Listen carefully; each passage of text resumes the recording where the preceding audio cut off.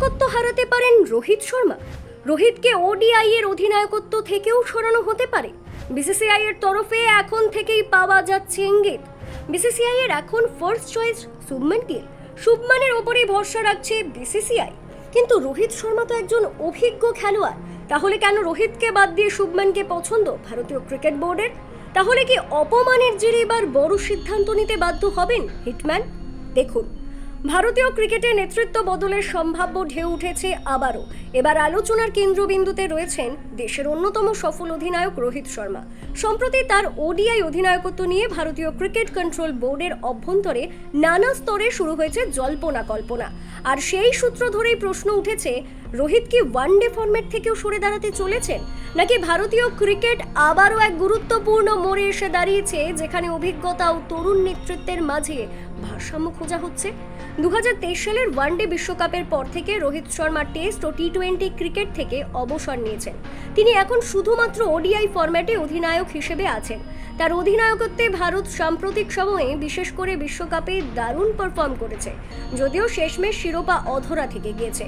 মাঠে তার উপস্থিতি, ঠান্ডা মাথায় সিদ্ধান্ত নেওয়ার ক্ষমতা এবং দলের ওপর দৃঢ় নিয়ন্ত্রণ তাকে একজন আদর্শ নেতা হিসেবে প্রমাণ করেছে।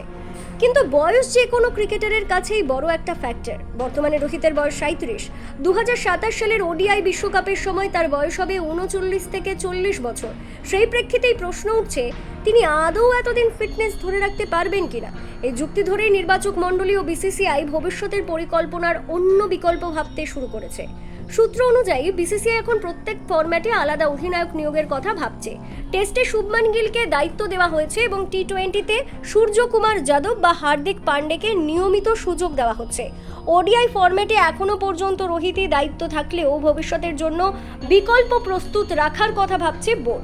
এখানে উঠে আসছে কিছু নতুন নাম: শুভমান গিল, হার্দিক পান্ডে, শ্রেয়াস আইয়ার, ঋষভ পন্ত, যারা পরবর্তী প্রজন্মের প্রতিনিধিত্ব করছেন এবং মাঠে নেতৃত্ব দেওয়ার মতো মানসিকতাও দেখাচ্ছেন। শুভমান গিল এরই মধ্যে টেস্টে অধিনায়কত্বের অভিষেক ঘটিয়ে নজর কেড়েছেন। নির্বাচকরা এই সমস্ত খেলোয়াড়দের নিয়ে ভবিষ্যৎ অধিনায়ক হিসেবে ভাবনা চিন্তা করছেন।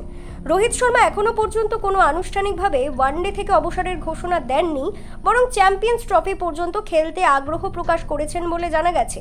বোর্ডের একাংশ চায় তিনি চ্যাম্পিয়ন্স ট্রফি খেলেই সরে আসুন, যাতে একটি পরিষ্কার নেতৃত্ব বদলের পথ তৈরি হয়। তবে তার অভিজ্ঞতা, সামর্থ্য, দলের প্রভাব এতটাই গুরুত্বপূর্ণ যে তাকে বাদ দেওয়ার সিদ্ধান্ত এক ধাক্কায় নেওয়া সম্ভব নয়।